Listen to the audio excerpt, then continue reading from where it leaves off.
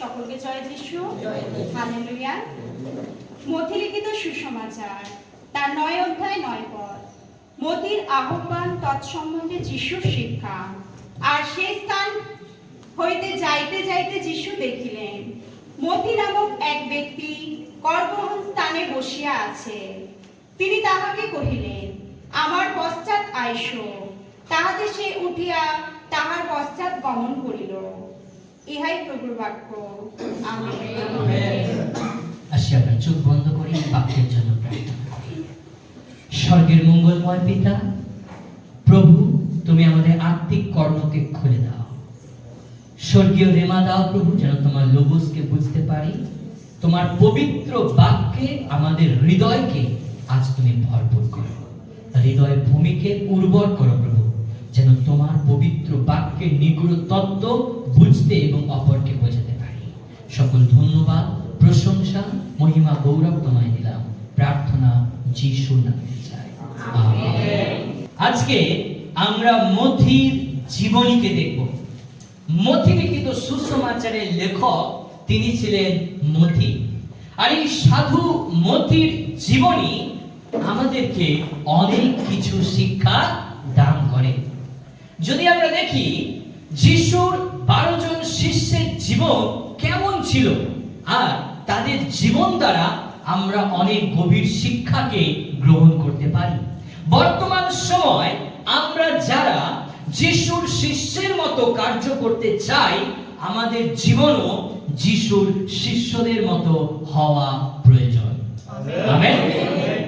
যদি আমরা চাই যিশুর 12 জন শিষ্যের মতো প্রভু সুসমাচারকে প্রচার করতে, সেই 12 জন শিষ্যের জীবনী, সেখান থেকে আমরা সুশিক্ষাগুলোকে আমাদের জীবনে আমরা গ্রহণ করতে পারি। যদি আমরা দেখি এই মথি বা ম্যাথিউ কথার অর্থ হলো ঈশ্বরের উপহার। মথি কথার অর্থ হলো ঈশ্বরের উপহার, গিফট অফ গড। মথি লিখিত সুসমাচারের লেখক হলেন এই মথি। আর এখানে মথি নিজের নাম 2 বার উল্লেখ করেছেন। মথি লিখিত সুসমাচারে সাধু মথি নিজের নাম 2 বার উল্লেখ করেছেন। মথি লিখিত সুসমাচার 9 অধ্যায় 9 পদে এবং মথি লিখিত সুসমাচার 10 অধ্যায় 3 পদে। আর এখানে 12 জন শিষ্যের নাম উল্লেখ করতে গিয়ে মথি নিজের নামও তিনি উল্লেখ করেছেন। এই মথির অপর নাম হলো লেবি। মথির অপর নাম হলো লেবি। আর এই লেবি কথার অর্থ হলো আসক্ত। লেবি কথার অর্থ কি? আসক্ত। যদি আমরা আদি পুস্তক 29 অধ্যায় 34 পদ দেখি, সেখানে লেখা রয়েছে লেবি। আর এই লেবি কথার অর্থ হলো আসক্ত। আর মথির পিতার নাম হলো আলফেও। মথির পিতার নাম হলো আলফেও। মার্ক লিখিত সুসমাচার 2 অধ্যায় 14 পদে আমরা তা দেখতে পাই। যিশুর 12 জন শিষ্য ছিল, বেশ আমরা এতটুকুই জানি। কিন্তু আমার আপনার জীবনে যিশুর 12 জন শিষ্যের জীবন কেমন ছিল সেটা জানাও প্রয়োজন আছে। বাক্যের গভীরে পৌঁছানো প্রয়োজন আছে। দিন প্রতিদিন ঈশ্বরের বাক্যে নিজেকে বৃদ্ধি করা প্রয়োজন আছে। যখন আমরা প্রথম যিশুকে জেনেছি, তখন আমরা দুধ পান করতাম। কিন্তু যখন 5 বছর 10 বছর হয়েছে, তার মানে এখন আমাদের মাংস খাওয়ার বয়স হয়েছে। তাই যেন আমরা বাক্যের গভীরে যেতে পারি, ঈশ্বরের বাক্যের গভীর তত্ত্বকে বুঝতে পারি এবং বাক্যকে গভীরভাবে অধ্যয়ন করতে পারি। আমরা যে মথি লিখিত সুসমাচার পাঠ করি, সেই মথি লিখিত সুসমাচারের লেখক ছিলেন সাধু মথি। আর এই মথি কথার অর্থ হলো ঈশ্বরের উপহার, গিফট অফ গড। এবং এই মথির অপর নাম ছিল লেবি। আর লেবি কথার অর্থ হলো আসক্ত, ঈশ্বরে আসক্ত। এবং মথির বাবার নাম ছিল আলফেও। মার্ক লিখিত সুসমাচার 2:14 আমরা তা দেখতে পাই। মথির পিতার নাম ছিল আলফেও। এই মথির পিতার নাম যে আলফেও, ঠিক একইভাবে যাকবের পিতার নামও ছিল আলফেও। আমরা অনেক সময় এটাকে গুলিয়ে ফেলি যে যাকবের পিতা এবং মথির পিতা একই ব্যক্তি ছিলেন। না, মথির বাবা এবং যাকবের বাবা আলাদা ব্যক্তি ছিলেন। দুইজন আলফেও আলাদা আলাদা ব্যক্তি ছিলেন। যদি আমরা দেখি মথি লিখিত সুসমাচার তার 10:3 পদ, আমরা সেখানে দেখতে পাই যাকবের বাবার নাম ছিল আলফেও। মথি এবং যাকব তারা দুই ভাই নয়, কিন্তু তারা দুজনেই প্রভু যীশু খ্রিস্টের শিষ্য ছিল। আমেন।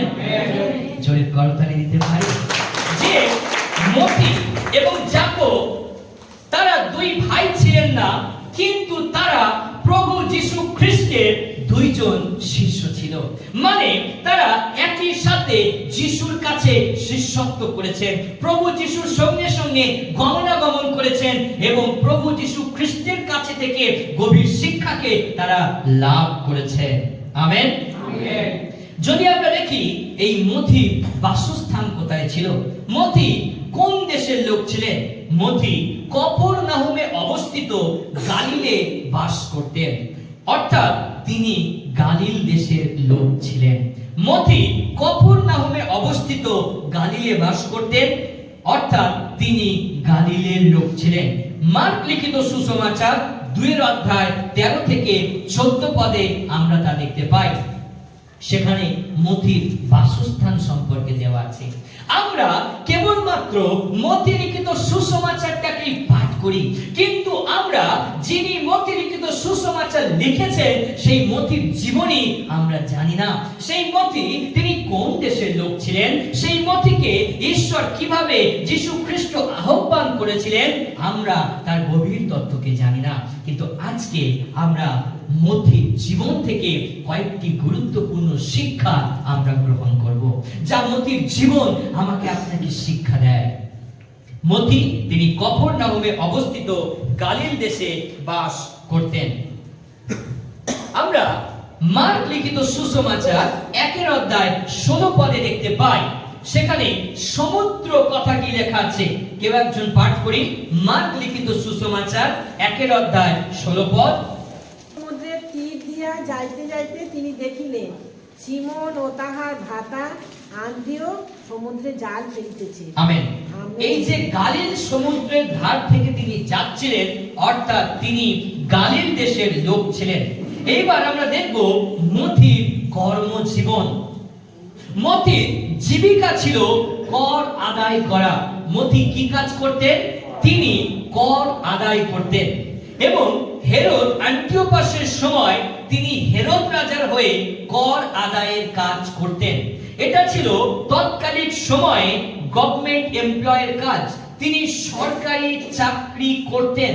মথি তিনি একজন সরকারি কর্মচারী ছিলেন। তিনি হেরোদ রাজার হয়ে তিনি কর আদায়ের কাজ করতেন। আমরা মার্ক লিখিত সুসমাচার 2:13 পদে দেখতে পাই, লুক লিখিত সুসমাচার 5:27 পদে দেখতে পাই এবং মথি লিখিত সুসমাচার 9:9 পদে দেখতে পাই যে এই মথি কর্মজীবন সম্পর্কে। মথি তিনি কর আদায়ের কাজ করতেন এবং হেরোদ রাজার হয়ে তিনি কর আদায় করতেন। সমাজের লোকেরা এই কর আদায়কারীদেরকে ঘৃণা করত। সমাজের মানুষেরা এই করগ্রাহীদেরকে ঘৃণার চোখে দেখত, কারণ তারা মানুষকে ঠকাতো। বেশি করে মানুষের থেকে করকে আদায় করত, বেশি করে মানুষের উপরে কর চাপিয়ে দিত এবং যা সরকারের প্রাপ্য তা হেরোদ রাজাকে দিতেন এবং অধিক অর্থ তারা নিজের কাছে রাখতেন। এই জন্য তারা তৎকালীন সময়ে তারা ছিল ধনী ব্যক্তি। যেমন বাইবেলে আমরা দেখতে পাই সক্রিয় জীবনী। সক্রিয় তিনিও একজন কর আদায়কারী ছিলেন, তিনিও একজন করগ্রাহী ছিলেন। লূক লিখিত সুসমাচার 19 অধ্যায় 2 পদে আমরা তা দেখতে পাই যে তিনিও কর আদায়ের কাজ করতেন এবং এই সত্ত্বেও সেখানে বলছে তিনি প্রধান করগ্রাহী ছিলেন এবং ধনী ব্যক্তি ছিলেন। কেন সত্ত্বেও ধনী ব্যক্তি ছিল? কারণ সত্ত্বেও মানুষকে ঠকাতেন। যখন প্রভু যীশু খ্রিস্ট তিনি সক্রিয়র বাড়িতে গেলেন, তখন সক্রিয় কি বলেছিল? প্রভু, আমি যা মানুষকে ঠকিয়েছি তার চতুর্গুণ প্রভু আমি ফিরিয়ে দিতে চাই। তার মানে সক্রিয় নিজের মুখে স্বীকার করছে সে মানুষকে ঠকিয়েছে। সে নিজের মুখে যিশুর কাছে স্বীকার করছে, হ্যাঁ হ্যাঁ প্রভু, আমি একজন লোভী, আমি স্বার্থপর, আমি মিথ্যাবাদী, আমি ঠকবাজ, আমি মানুষকে ঠকিয়েছি, আমি অনেক অর্থ জোর করে অন্যের থেকে আদায় করে নিয়েছি। প্রভু, আপনি যখন আমার বাড়িতে এসেছেন আমি সেই অর্থকে ফিরিয়ে দিতে চাই। হালেলুয়া। আর সক্রিয় সে যিশুর কাছে অনুতাপ করেছিল। অর্থাৎ আমরা বুঝতে পারি করগ্রাহীদের বিভিন্ন ভাগ ছিল, তাদের কাজের ডিপার্টমেন্টে বিভিন্ন ভাগ ছিল। সক্রিয় তিনি করগ্রাহীদের মধ্যে প্রধান করগ্রাহী ছিলেন, কিন্তু মথি তিনি প্রধান করগ্রাহী ছিলেন না। আর এই করগ্রাহীদেরকে সমাজের মানুষেরা ঘৃণার চোখে দেখত, তাদেরকে তুচ্ছ তাচ্ছিল্য করত, কারণ তারা ভালো মানুষ ছিলেন না, তারা ছিলেন লোভী, তারা ছিলেন ঠকবাজ, তারা ছিলেন মিথ্যাবাদী। তাই ফরিসি সদ্দুকিরা তাদেরকে ঘৃণার চোখে দেখত। আর যখন বাপ্তিস্ম এই করগ্রাহীদেরকে চেতনা দিয়েছিলেন, যখন তিনি বাপ্তিস্ম দিচ্ছিলেন, আর এই করগ্রাহীরা গিয়ে বলেছিল আমাদেরকে বাপ্তিস্ম নিতে গেলে আমাদেরকে কি করতে হবে, আমাদেরকে রাস্তা বলে দিন। আর যখন বাপ্তিস্ম তিনি শিক্ষা দিয়েছিলেন, যার যা প্রাপ্য তার কাছ থেকে তাই গ্রহণ করো, অতিরিক্ত কর কারো থেকে গ্রহণ করো না। আমরা লূক লিখিত সুসমাচার 3 অধ্যায় 12 এবং 13 পদে দেখতে পাই। সেখানে যখন বাপ্তিস্ম তিনি চেতনা দিচ্ছেন, যখন বাপ্তিস্ম এই করগ্রাহীদেরকে চেতনা দিচ্ছেন, ও মানুষকে আর ঠকিও না। স্বর্গরাজ্যে যেতে গেলে এই স্বর্গরাজ্যে ঠকবাজদের কোনো স্থান নেই, স্বর্গরাজ্যে মিথ্যাবাদীদের কোনো স্থান নেই। স্বর্গরাজ্যে যারা মানুষকে ঠকায়, যারা মিথ্যা কথা বলে, যারা ঈশ্বরের বিরুদ্ধে কাজ করে, যারা মানুষের থেকে বেশি করে কর আদায় করে, তারা স্বর্গরাজ্যে প্রবেশ করতে পারবে না। তাই যখন তিনি চেতনা দিচ্ছেন, যার যা প্রাপ্য তার কাছ থেকে তোমরা তাই গ্রহণ করবে, অতিরিক্ত কর তোমরা কারো থেকে গ্রহণ করবে না। আমরা বুঝতে পারি তখন মথিকে যখন যিশু আহ্বান করছেন, তৎকালীন সময়ে সমাজের মানুষেরা করগ্রাহীদেরকে ঘৃণার চোখে দেখতো, ঈর্ষার চোখে দেখতো, ছোট করে দেখতো। এ যে একজন করগ্রাহী, এ যে সক্রিয়, এ যে মথি, এ একজন ঠকবাজ, আমাদেরকে জোর করে কর নেয়, তাদেরকে মানুষ ঘৃণা করত। যিশু কখন মথিকে আহ্বান জানালেন? যাদেরকে ঘৃণা করত, যাদেরকে কেউ সম্মান করত না, যাদেরকে সমাজ তুচ্ছ তাচ্ছিল্য করত, যিশু তাদের জীবনকে পরিবর্তন করার জন্য তিনি এই পৃথিবীতে এসেছিলেন। আমেন। মথির আহ্বান আমাকে আপনাকে প্রথম যে শিক্ষা দেয়, যিশু খ্রিস্ট কেন পৃথিবীতে এসেছিলেন? যাদেরকে সমাজ ঘৃণা করে, যাদেরকে সমাজ তাদের পাপের জন্য বারবার দোষারোপিত করে, যিশু খ্রিস্ট তাদের পাপকে মুছে দেওয়ার জন্য, যিশু খ্রিস্ট তাদের তুচ্ছ তাচ্ছিল্য জীবনটাকে সুন্দরভাবে সাজানোর জন্য প্রভু যিশু খ্রিস্ট তিনি এই পৃথিবীতে এসেছেন। কেন যিশু মথিকে আহ্বান করলেন? মথি সমাজের মানুষের কাছে একজন করগ্রাহী, মথি সমাজের মানুষের কাছে একজন ঠকবাজ, মথি সমাজের মানুষের কাছে একজন মিথ্যাবাদী, কিন্তু যিশুর চোখে মথির জীবন বহু মূল্যবান। আজকে আমার আপনার জীবনকে ঈশ্বর চয়ন করেছেন, মথির মতো ঈশ্বর আমাকে আপনাকে আহ্বান করেছেন, মথির মতো প্রভু যীশু খ্রিস্ট তিনি আমাকে আপনাকে ডেকেছেন। কোথাও কেউ না জানুক, আপনি জানেন মথির মতো আপনিও মানুষকে ঠকাচ্ছেন, মথির মতো আপনিও ঈশ্বরের বিরুদ্ধে কাজ করছেন, মথির মতো আপনাকেও অনেক মানুষ ঘৃণা করছে, কিন্তু যিশু আপনাকে ভালোবাসেন। আমেন। Hallelujah, hallelujah. মথি লিখিত সুসমাচার 9 অধ্যায় 10 এবং 12 পদ যদি আমরা দেখি, সেখানে দেখতে পাই যিশু যখন সেই শিষ্যদের সঙ্গে তিনি খেতে বসতেন। আর মথি লিখিত সুসমাচার 9 অধ্যায় 10 এবং 11 থেকে 12 পদে বলছে, এরপরে যিশু মথির বাড়িতে খেতে বসলেন। তখন অনেক কর আদায়কারী ও খারাপ লোক এসে যিশু ও তার শিষ্যদের সঙ্গে খেতে বসলেন। তা দেখে ফরিসিরা যিশুর শিষ্যদের বললেন, তোমাদের গুরু কর আদায়কারী ও খারাপ লোকেদের সঙ্গে খাওয়া দাওয়া করেন কেন? এই কথা শুনে যিশু বললেন, যারা সুস্থ আছে তাদের জন্য ডাক্তারের প্রয়োজন নেই, বরং যারা অসুস্থ তাদের জন্যই চিকিৎসকের প্রয়োজন আছে। যিশু খ্রিস্ট কেন পৃথিবীতে এসেছিলেন? প্রভু যিশু খ্রিস্ট এই জন্য পৃথিবীতে এসেছেন যারা আত্মিকভাবে অসুস্থতার মধ্যে পড়ে রয়েছে, যেন প্রভু যিশু খ্রিস্ট তাদেরকে সুস্থতা আরোগ্যতা দিতে পারে। Amen, hallelujah. কখন যিশু মথিকে আহ্বান করলেন? তিনি সেই পক্ষাঘাতীকে সুস্থ করার পরে, পক্ষাঘাতীর পাপকে ক্ষমা করার পরে, তারপর যিশু মথিকে আহ্বান করেছিলেন। মার্ক লিখিত সুসমাচার 2 অধ্যায় 3 পদ আমরা সেখানে দেখতে পাই, এবং মার্ক লিখিত সুসমাচার 2 অধ্যায় 1 থেকে 12 পদে সেই ঘটনাটি দেখতে পাই।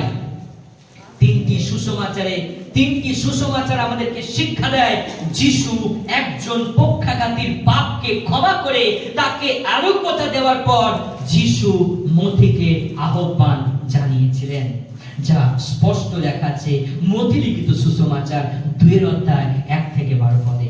আর সেখানে প্রভু যিশু খ্রিস্ট যেখানেই তিনি উপস্থিত হতেন, অনেক অসুস্থ পীড়িত মানুষেরা সেখানে উপস্থিত হতো। আর একদিন এক পক্ষাঘাতীকে তারা প্রভুর কাছে নিয়ে আসলেন। সেই পক্ষাঘাতীর জীবনে অনেক পাপ ছিল, সেই পক্ষাঘাতী পাপেতে জীবন যাপন করছিল। আর প্রভু যিশু খ্রিস্টের চরণে যখন সেই পক্ষাঘাতীকে নিয়ে আসা হলো, আর যিশু খ্রিস্ট সেই পক্ষাঘাতীর পাপকে তিনি ক্ষমা করলেন এবং সেই পক্ষাঘাতীকে তিনি সুস্থতা আরোগ্যতা দিলেন। এবং তারপর যিশু মথিকে আহ্বান জানালেন। মথি এটা স্বচক্ষে দেখেছিল, একমাত্র যিশু খ্রিস্ট তিনি পারেন আমাদের পাপকে ক্ষমা করতে। মথি তিনি স্বচক্ষে দেখলেন কিভাবে যিশু ওই পক্ষাঘাতীর পাপকে তিনি ক্ষমা করলেন, কিভাবে ওই পক্ষাঘাতীকে সুস্থ করলেন। তাই মথির হৃদয়ে এই বাসনা জেগেছিল, আমিও যিশুর পশ্চাৎগামী হতে চাই, কারণ যিশুর কাছে আমার পাপের ক্ষমা আছে। আজকে আমরা যারা যিশুকে অনুসরণ করছি, যদি কেউ আপনাকে প্রশ্ন করে, কেন আপনি যিশুকে ভালোবাসেন, কেন আপনি চার্চে যান, কেন আপনি মণ্ডলীতে যান, কেন আপনি এত দূর থেকে চার্চে আসেন, তার কারণ যিশু আমার পাপকে ক্ষমা করতে পারে। এই জন্য আমি দৌড়ে আসি, এই জন্য ভিড় টেনে আমি ট্রাভেল করি, এই জন্য আমি বাসেতে ট্রাভেল করি, যেন আমি প্রভুর কাছে থেকে আমার ক্ষমাকে লাভ করতে পারি। এই জন্য আমি বহু দূর থেকে মণ্ডলীতে আসি, যেন প্রভুর সান্নিধ্যকে লাভ করতে পারি। কারণ এই জগতের কোন জল আমাদেরকে পাপের ক্ষমা দিতে পারে না, কোথাও ডুব দিলে পাপের ক্ষমা হয় না। একমাত্র যিশুর বহু মূল্যবান রক্ত পারে আমাদের সকল পাপের ক্ষমা দিতে। মথি এটা বুঝতে পেরেছিলেন, মথি এটা স্বচক্ষে দেখেছিলেন, ইনি সেই খ্রিস্ট, ইনি সেই মসিহ যার কাছে আমার পাপের ক্ষমা আছে। আমি যে মানুষকে ঠকিয়েছি, আমি যে বেশি করে কর আদায় করেছি, লোকে যে আমাকে ঘৃণা করে, ও সবাই যে আমাকে তুচ্ছ তাচ্ছিল্য করে, আমার এই পাপ আর অন্য কেউ ক্ষমা করতে পারবে না। আমার এই পাপের ক্ষমা আর অন্য কারো কাছে নাই, কিন্তু একমাত্র প্রভু যিশু খ্রিস্টের কাছে আছে। পক্ষাঘাতীর পাপের ক্ষমার পর যিশু মথিকে আহ্বান জানালেন এবং মথি তিনি চেতনা পেলেন। যখন প্রভু যিশু খ্রিস্ট মথিকে ডাকলেন, মথি তার সকল কাজকর্মকে পরিত্যাগ করে তিনি যিশুর পশ্চাৎগামী হলেন। আমরা মথি লিখিত সুসমাচার যদি 9 অধ্যায় 9 পদটা গভীরভাবে ধ্যান করি, আর আমরা সেখানে দেখতে পাই যিশু যখন সেখান থেকে চলে যাচ্ছিলেন, তখন পথে মথি নামে একজন লোককে কর আদায় করবার ঘরে বসে থাকতে দেখলেন। যিশু তাকে বললেন, এসো আমার শিষ্য হও। মথি তখনই উঠে তার সঙ্গে চলে গেলেন। আমেন। যদি আমরা দেখি, মথি তার চাকরি, তার পদমর্যাদা, তার অফিস, তার লোকজন সবকিছু ছেড়ে যিশুর কাছে এসেছিলেন। তিনি তার কর আদায়ের ঘরে বসে তিনি কর আদায় করছিলেন। যদি আজকে প্রভু যীশু খ্রিস্ট মথির মতো আমাকে আপনাকে আহ্বান করছে, আপনি যিশুর জন্য কি ছেড়ে আসবেন? আপনি নিজেকে প্রশ্ন করুন। যখন যিশু মথিকে দেখলেন, মথি কর আদায় করা সেই অফিসে বসে তিনি কর আদায় করছেন, আর যিশু মথির কাছে গেলেন এবং মথিকে বললেন, মথি, তুমি আমার পশ্চাৎগামী হও, তুমি আমার শিষ্য হও। আর এই কথা শোনা মাত্র মথি তার খাতা রাখলেন, তার ঘরকে ছাড়লেন, তার চাকরিকে ছাড়লেন, ও সব কিছুকে পরিত্যাগ করে তিনি যিশুর পশ্চাৎগামী হলেন। খ্রিস্টকে প্রিয় মণ্ডলী, আজকে প্রভু যীশু খ্রিস্ট আমাকে আপনাকে আহ্বান জানাচ্ছেন সেই জাগতিকতার ঘরকে যেন আমরা পরিত্যাগ করতে পারি, যা আমাদেরকে যীশু খ্রিস্ট থেকে দূরে নিয়ে যায়, যা আমাদেরকে প্রার্থনা আরাধনা থেকে দূরে নিয়ে যায়, যা আমাদেরকে ঈশ্বরের সান্নিধ্য থেকে দূরে নিয়ে যায়। মথির মতো এক বাক্যে তা যেন আমরা পরিত্যাগ করতে পারি। আমার আপনার জীবনের একটাই আদর্শ, আমার আপনার জীবনের একটাই লক্ষ্য, প্রভু যীশু খ্রিস্ট। আর যদি আপনি সেই পথকে অনুসরণ করেন, আপনি নিশ্চিত আপনি অনন্ত জীবন পাবেন। আমেন। মথি এটা বুঝতে পেরেছিলেন, আমাকে এই ঘর পরিত্যাগ করতে হবে, আমাকে চাকরি ছাড়তে হবে। এটা জগতের মানুষের কাছে অনেক সম্মানের, এটা জগতের মানুষের কাছে অনেক বড় একটা পদমর্যাদায় আমি রয়েছি, কিন্তু আমাকে প্রভু যীশু খ্রিস্ট তিনি এক উন্নত মানের জীবন দিতে চান। আমাকে প্রভু যীশু খ্রিস্ট তিনি ডাকছেন শান্তির জীবন দেওয়ার জন্য, আনন্দের জীবন দেওয়ার জন্য। আমাকে প্রভু যীশু খ্রিস্ট আহ্বান করছেন যেন আমি আরো উন্নত মানের জীবনকে লাভ করতে পারি। তাই মথি তিনি তার সকল জাগতিক মান সম্মানকে পরিত্যাগ করে, তার চাকরিকে ছেড়ে তিনি যিশুর পশ্চাৎগামী হলেন। আজকে নিজেকে প্রশ্ন করুন, যদি প্রভু আপনাকে এইভাবে ডাকছেন, আপনি কি পারবেন মথির মতো পরিত্যাগ করতে? আপনি কি পারবেন প্রভুর আহ্বানে সাড়া দিতে? যখন ইলিশায় ভাওয়ালিকে ডাকা হয়েছিল, ইলিশায় 12 জোড়া বলদকে তিনি বলি দিয়েছিলেন। যখন পিতরকে ডাকা হয়েছিল, পিতর তার নৌকা জালকে ছেড়ে দিয়েছিলেন। আজ আমাদের জীবনে কি আছে যা যিশু পরিত্যাগ করতে বলছেন? হতে পারে আমাদের জীবনে, আমাদের অন্তরে মিথ্যার ঘর রয়েছে, হিংসা ঈর্ষায় অন্তর ভরা রয়েছে।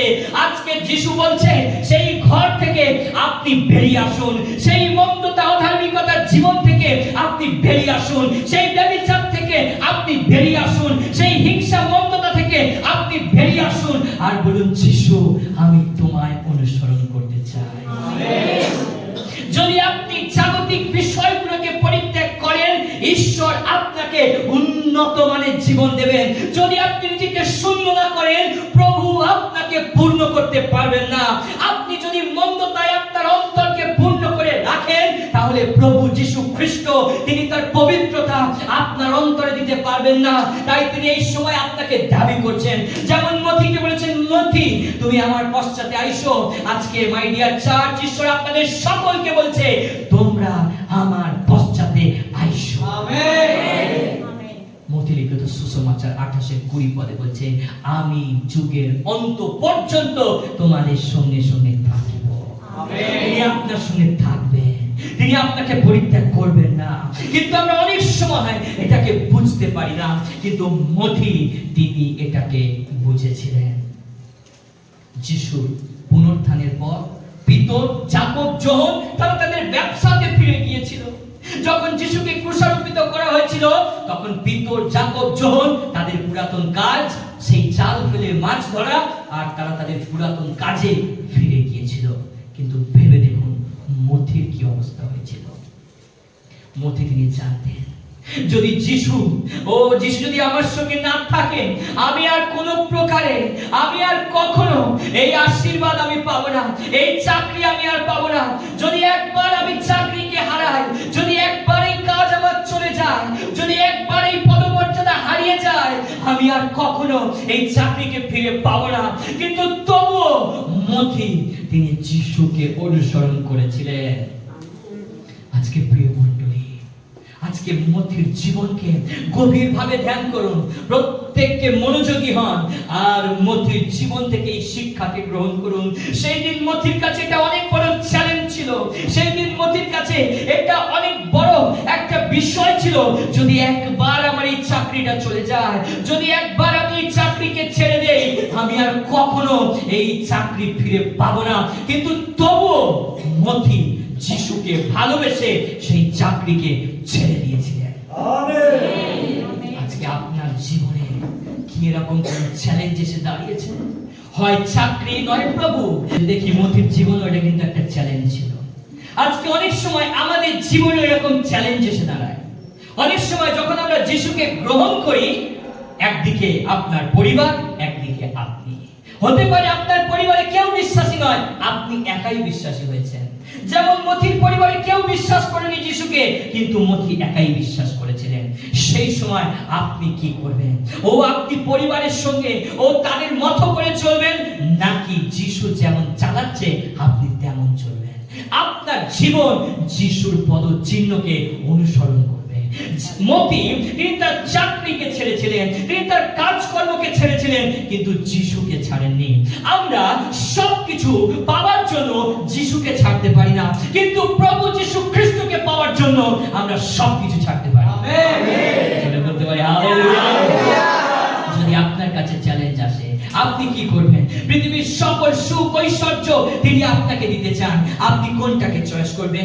একদিকে জগৎ, একদিকে জগতের চাকরি বাকরি, টাকা পয়সা, ধন দৌলত, গাড়ি বাড়ি সবকিছু রয়েছে, একদিকে কেবল প্রভু যিশু খ্রিস্ট রয়েছে। আপনার চয়েস কি হবে? মথির মতো আপনি কি কেবল যিশুকেই বেছে নেবেন, যার কাছে সবকিছু আছে, নাকি আপনি জগতের মধ্যে নিজেকে হারিয়ে দেবেন? মথি তিনি কিন্তু এই ভুল করেননি। তার কাছে অর্থ ছিল, সম্মান ছিল, চাকরি ছিল, পদমর্যাদা ছিল, সবকিছু থাকা সত্ত্বেও মথি নিঃস্ব হয়ে যিশুকে অনুসরণ করেছিলেন। আমেন। আজকে প্রত্যেকটা শিষ্যের জীবনে এটা প্রয়োজন, যেন আমরা সবকিছুকে পরিত্যাগ করতে প্রস্তুত থাকি আর যিশুকে গ্রহণ করার জন্য নিজেদেরকে যেন প্রস্তুত করতে পারি। আমেন। জগতের মানুষের কাছে এটা ছিল বোকামি। জগতের মানুষ মথিকে বলছিল, মথি তুমি কত বোকা, তুমি হেরোদ রাজার সরকারি চাকরিকে তুমি কেন ছেড়ে দিলে? জগতের কাছে এটা ছিল মূর্খামি, জগতের কাছে এটা ছিল বোকামি, কিন্তু মথির কাছে এটা ছিল পরম সৌভাগ্য যে তিনি যিশুর পশ্চাৎগামী হয়েছেন। যখন আমি যখন ব্যাঙ্গালোরে আমি স্টুডেন্ট অ্যাডমিশনের কাজ করতাম, তখন আমি মাসে প্রায় 40,000-এর উপরে স্যালারি পেতাম। কিন্তু যখন ডেঙ্গু হওয়ার পর, ডেঙ্গুতে যখন আমি মৃত্যুকে সামনে থেকে দেখলাম, অনেক টাকা আছে কিন্তু জীবন নেই, ডাক্তার বলছে রক্তের প্লেটলেট কমে যাচ্ছে, মারা যাবে, বাঁচানো সম্ভব নয়। আর যখনই কানে এই কথাটা পৌঁছেছিল, চোখের জলে প্রভুকে বলেছিলাম, প্রভু যদি আমি বাঁচি, আজ থেকে আমার এই জীবন আমি তোমার সেবায় ব্যবহার করব। আর প্রভু যখন আমাকে বাঁচিয়েছেন, আমার কাজের জায়গা থেকে আমাকে বহুবার ফোন করেছে, কিন্তু আমার আর অর্থের প্রয়োজন নেই, কিন্তু যিনি অর্থকে সৃষ্টি করেছেন আমার সেই ঈশ্বরকে প্রয়োজন আছে। আজকে আপনার জীবনে এটা কি?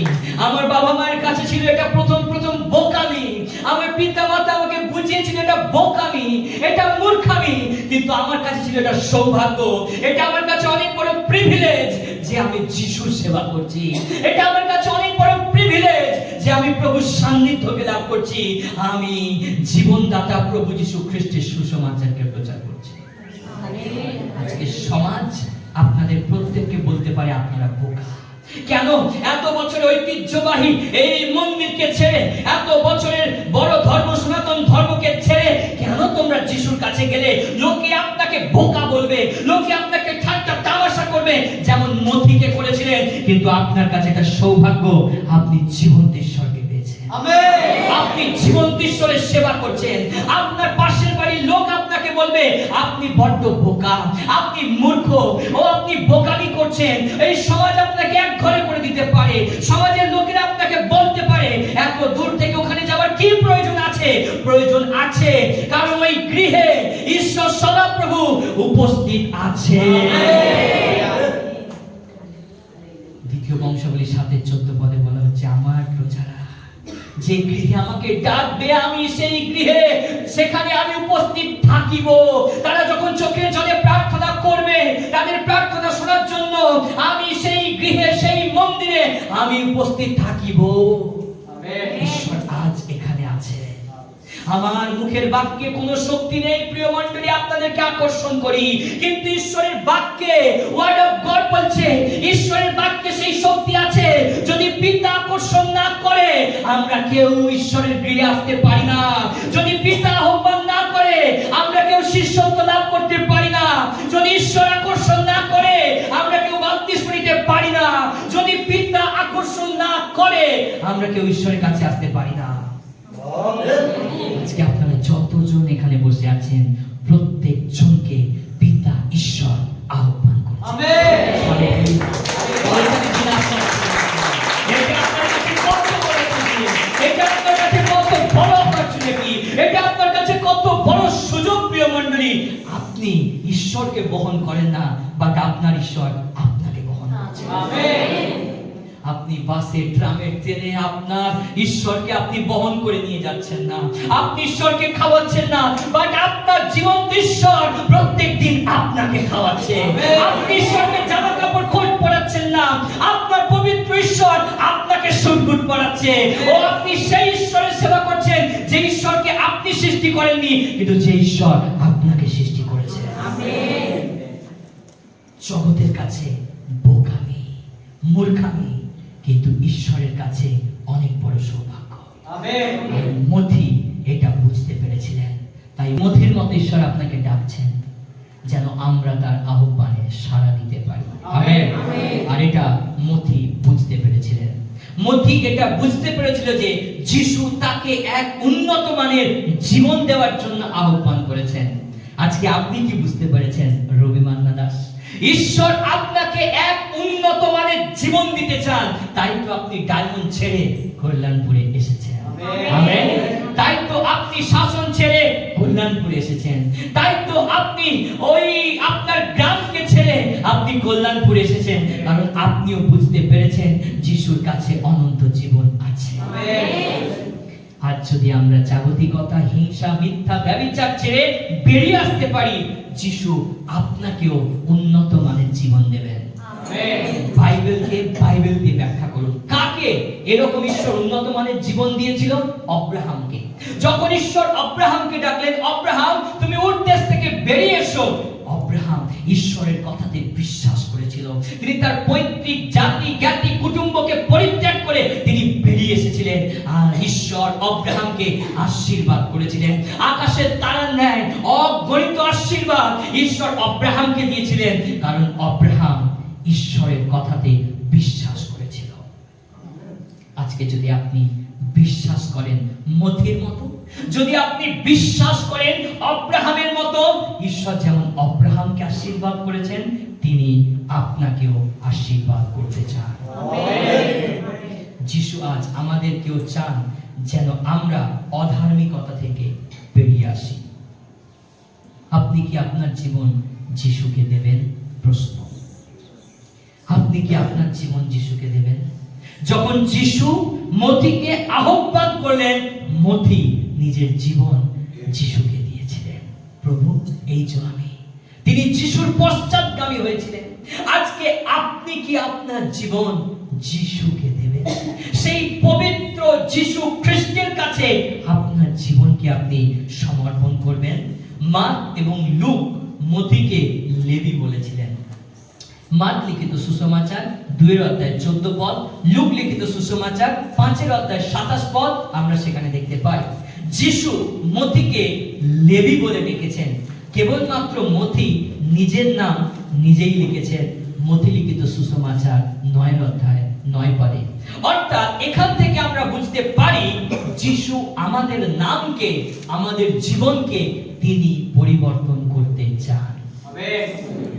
মথির অপর নাম ছিল লেবি। লেবি মানে হলো আসক্ত। কিন্তু যখন যিশু লেবিকে ডাকলেন তখন তার নাম হলো মথি। মথি মানে গিফট অফ গড, ঈশ্বরের উপহার। ঈশ্বর তাকে আশীর্বাদ করলেন। আজকে যদি আপনার জীবন আপনি ঈশ্বরকে দেন, যিশু খ্রিস্ট আপনার নামকে তিনি পরিবর্তন করবেন। ও আপনাকে তিনি পরিবর্তন করবেন, আপনার জীবনকে তিনি পরিবর্তন করবেন, আর এক উন্নত মানের জীবন তিনি আপনাকে দেবেন। আমেন। সিমনকে যিশু পিতর নাম দিয়েছিলেন।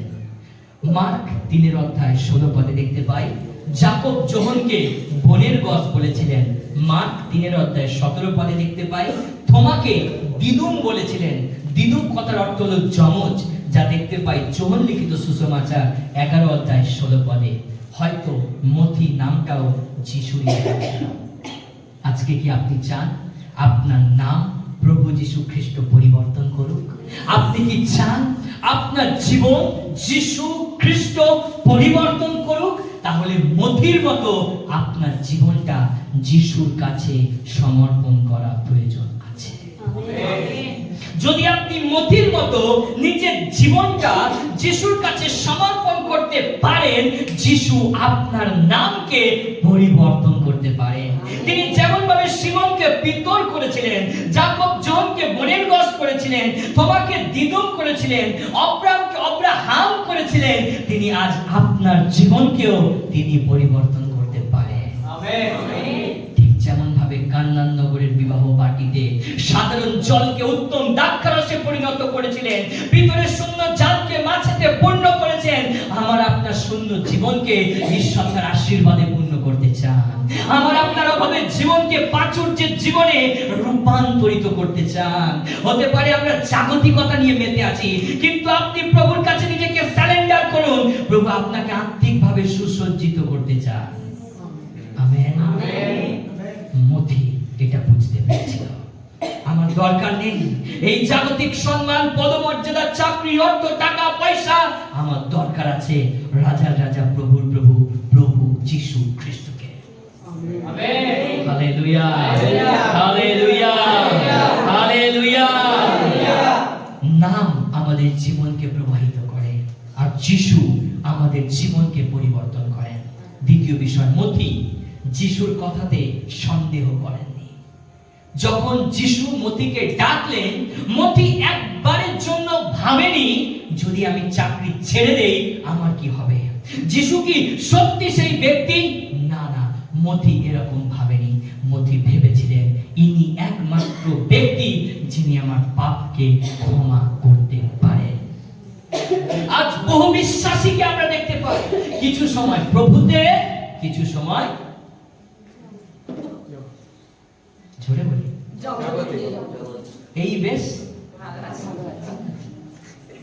পুজোয় দেখবেন প্যান্ডেলে, আর রবিবার দেখবেন প্রভু যিশু খ্রিস্টকে নিয়ে তারা ব্যঙ্গ ঠাট্টা তামাশা করে। কিন্তু দেখুন মথি যিশুকে কোনো সন্দেহ করেনি। ইনি সেই প্রভুর প্রভু, ইনি সেই রাজার রাজা, ইনি সেই মসিহ যার আসার কথা বাইবেলে লেখা ছিল। আর সেই মসিহের দেখা আমি পেয়েছি, আমি যিশুর পশ্চাৎগামী হব। তিনি যিশুর কথাতে কোনো সন্দেহ করেনি। তিনি যিশুর কথাতে কোনো সন্দেহ করেনি, কিন্তু যিশুর পশ্চাৎগামী হয়েছিলেন। আজকে আমরাও যেন প্রভুর বাক্যে কোনো সন্দেহ না রাখি।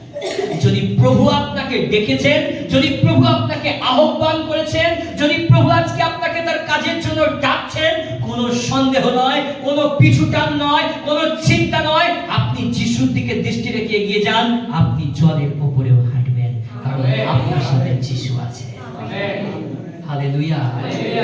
মথির এই অভিজ্ঞতা হয়েছিল যিশু কিভাবে পক্ষাঘাতীর পাপকে ক্ষমা করেছেন। আপনার জীবনেও এই অভিজ্ঞতা হওয়া প্রয়োজন, আপনার জীবনেও এই অভিজ্ঞতা থাকা প্রয়োজন। যিশু খ্রিস্ট কে? আমরা তখনই আমাদের জীবনকে যিশুর মতো বাক্য ভিত্তিক আমরা চালাতে পারবো যখন আমাদের অভিজ্ঞতা হবে যিশু কে। তিনি পবিত্র, তিনি সর্বশক্তিমান, তিনি সৃষ্টিকর্তা, তার মধ্যে কোনো মন্দতা ছলনা নেই। আপনি যদি সেই যিশু সম্পর্কে আপনার সুস্পষ্ট ধারণা অভিজ্ঞতা থাকে, তবেই আপনি প্রভুর সেবা করতে পারবেন। মথি এটা বুঝতে পেরেছিলেন। যিশু সেই ব্যক্তি যে পক্ষাঘাতীর পাপকে ক্ষমা করেছে, যিশু সেই ব্যক্তি যে তার রোগকে সুস্থ করেছে, যিশু সেই ব্যক্তি যে আমার পাপকেও ক্ষমা করতে পারে। আপনি তখনই যিশুর বাধ্যতায় জীবন যাপন করবেন যখন আপনি ক্ষমা লাভ করবেন, যখন আপনার অভিজ্ঞতা হবে যিশু আপনাকে ক্ষমা করেছে, প্রভুর দেহ রক্তকে আপনি গ্রহণ করেছেন। আপনি তখন আর পাপের পথে চলবেন না। আপনি প্রভুর ভোজকে গ্রহণ করছেন, আপনি যিশু খ্রিস্টকে গ্রহণ করছেন, আবার আপনি পাপেতেও জীবন যাপন করছেন, আপনি মন্দতায় জীবন যাপন করছেন, হিংসা, ঈর্ষা, মিথ্যা, ব্যভিচারে জীবন যাপন করছেন। ঈশ্বর এরকম জীবনকে পছন্দ করেন না। ঈশ্বরের বাক্য শেখায় মথির অভিজ্ঞতা হয়েছিল যিশুকে। আজকে আপনাদের কি অভিজ্ঞতা যিশুকে? তিনি কি আপনার পরিত্রাতা? তিনি কি আপনার মুক্তিদাতা? তিনি কি আপনার পাপের ক্ষমাকারী? তিনি কি আপনার উদ্ধারকর্তা? তিনি কি আপনার জীবনদাতা? যদি প্রকৃত তিনি আপনার জীবনদাতা, যদি প্রকৃত তিনি আপনার পরিত্রাতা, যদি তিনি প্রকৃত আপনার ত্রাণকর্তা, তাহলে আজ স্বেচ্ছায় উচ্চভাবে স্বীকার করুন, যিশু আমি তোমায় ভালোবাসি। আমেন। হালেলুয়া। হালেলুয়া।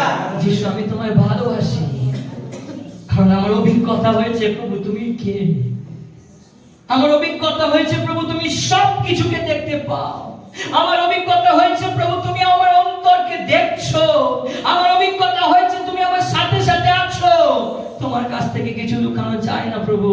আমার অভিজ্ঞতা হয়েছে। যদি আজ আপনার অভিজ্ঞতা হয়, আপনি মথির মতো পবিত্র জীবন যাপন করতে পারবেন। আমেন। আজ বহু বিশ্বাসী এই অভিজ্ঞতা নেই। যিশুকে, যিশু যে সব কিছু দেখতে পান। যখন নতনেলকে দেখলেন তখন বললেন আমি তোমাকে পূর্বে চিনেছি, তুমি ওই ডুমুর গাছের তলায় বসেছিলে, আমি তোমাকে জানি। যখন সবকেওকে গাছের উপরে দেখলেন, যিশু বললেন সবকেও তুমি শীঘ্রই নেমে এসো, আমি তোমাকে জানি। তুমি সবকেও, তুমি কর আদায়কারী, মানুষ তোমাকে ঘৃণা করে, কিন্তু সবকেও আমি তোমায় ভালোবাসি। আজকে যিশু আপনাকে জানেন, আজকে যিশু খ্রিস্ট আপনাকে চেনেন, আজকে প্রভু যিশু খ্রিস্ট আপনার অন্তরকে তিনি জানেন, আপনার সকল পরিস্থিতি জেনে তিনি আপনাকে ভালোবেসে স্বর্গ ছেড়ে পৃথিবীতে এসেছেন।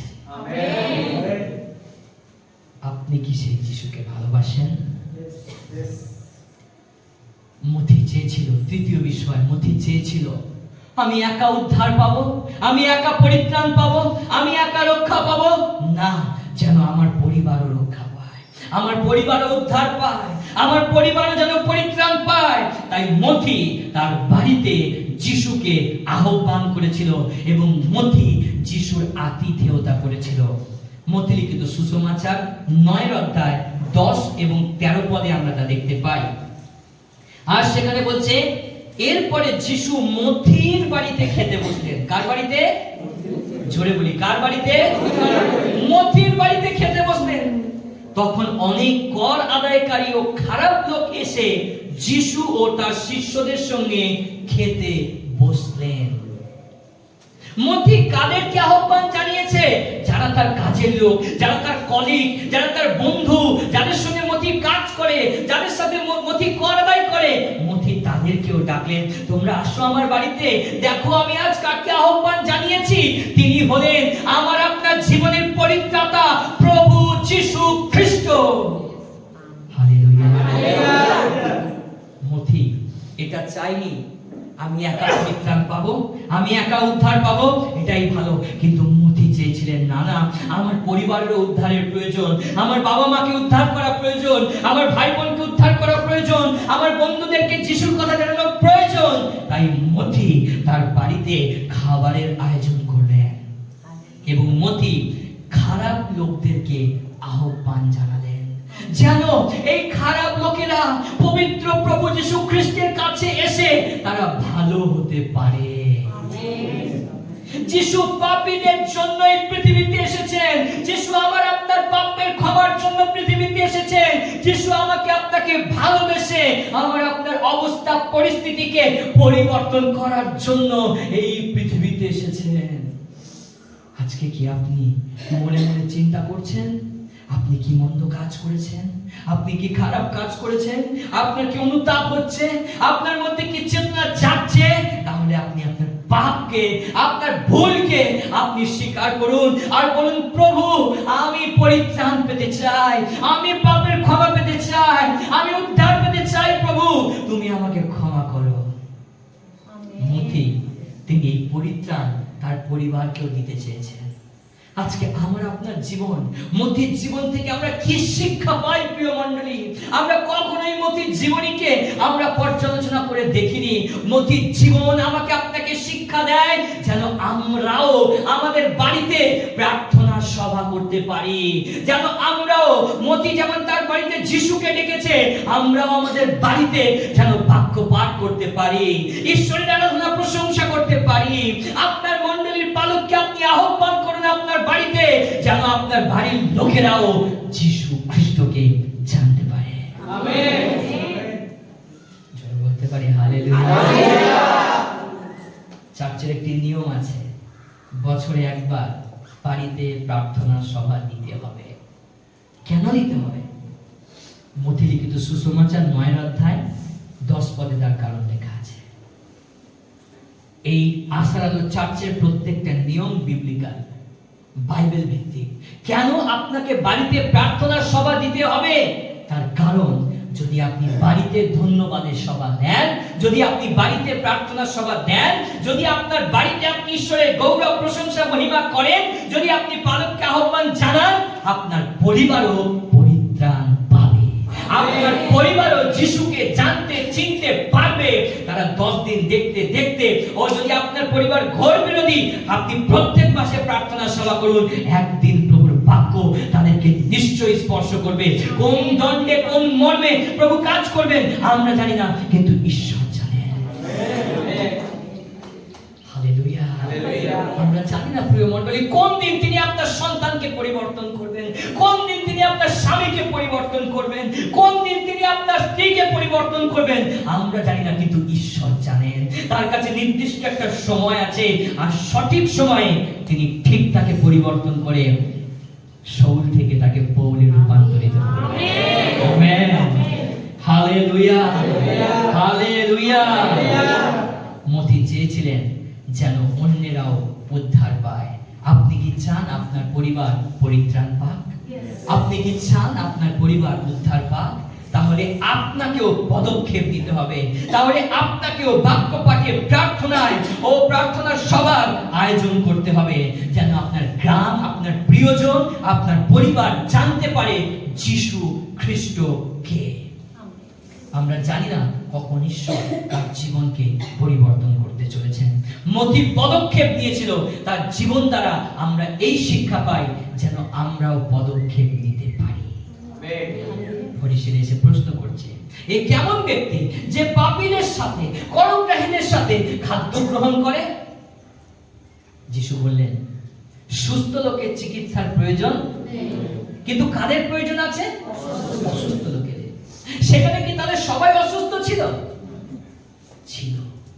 তারা হয়তো জাগতিক ভাবে সুস্থ, ভালো বডি আছে, ভালো স্বাস্থ্য আছে, জাগতিক ভাবে তারা সুস্থ, কিন্তু ঈশ্বরের বাক্য বলছে তারা আত্মিক ভাবে অসুস্থ। জগতের জন্য জাগতিক ডাক্তারদেরকে প্রভু রেখেছেন, ও তাদের হস্ত দ্বারা, তাদের চিকিৎসার দ্বারা প্রভু আমাকে আপনাকে জাগতিক ভাবে সুস্থ করেন, কিন্তু আত্মার চিকিৎসার জন্য একটি বিষয় রয়েছে, আর তা হলো ওয়ার্ড অফ গড, ঈশ্বরের পবিত্র বাক্য। সকল ডাক্তার হলো ঈশ্বরের দেওয়া আশীর্বাদ। প্রত্যেকটা ডক্টরকে সম্মান করুন, কারণ ঈশ্বর তাদেরকে সেই প্রফেশনে রেখেছেন। ঈশ্বর তাদের মধ্য থেকে আমার আপনার জীবনকে সুস্থতা, আরোগ্যতার জীবন দিতে চলেছেন। কিন্তু আত্মিক ভাবে সুস্থ করার জন্য জন্য প্রভু নিজেই কাফি। প্রভু যীশু খ্রিস্ট তিনি নিজে প্রস্তুত আছেন আপনাকে আত্মিকভাবে সুস্থ করার জন্য। এই আত্মিক সুস্থতা কোনো মানুষ দিতে পারে না, একমাত্র প্রভু যীশু খ্রিস্ট দিতে পারে। আমেন। আর সেই প্রভু যীশু খ্রিস্ট বললেন, আমি এই জন্য এখানে উপস্থিত হয়েছি যেন অসুস্থ ব্যক্তিরা, যারা আত্মিকভাবে অসুস্থ, যারা আত্মিকভাবে যারা পড়ে গেছে, যারা পাপে মন্দতায় জীবনযাপন করছে, যারা জাগতিকতায় ডুবে রয়েছে, যিশু তাদেরকে বাঁচানোর জন্য এই পৃথিবীতে এসেছেন। Amen, amen.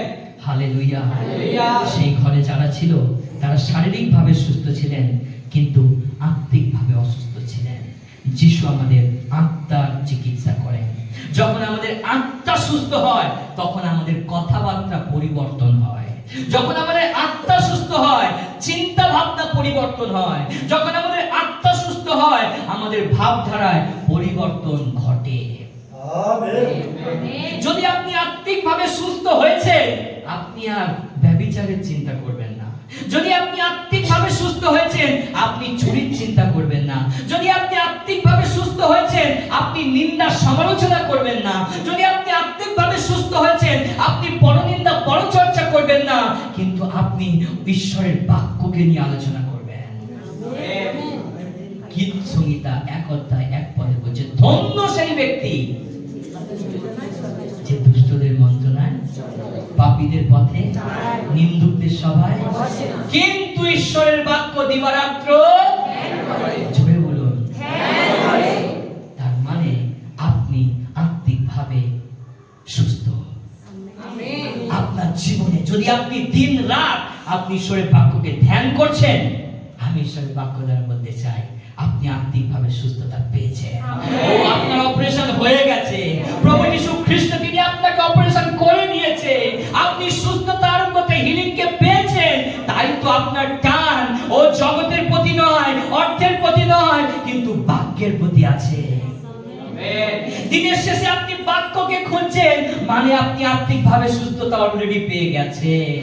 কিন্তু যদি আপনি দিনের শেষে ঘুমাতে যাওয়ার সময় আপনি মোবাইল খুঁজছেন, আপনি টিভি দেখছেন, আপনি সমালোচনা করছেন, বি কেয়ারফুল, আপনার জীবনে আত্মিক সুস্থতার প্রয়োজন আছে।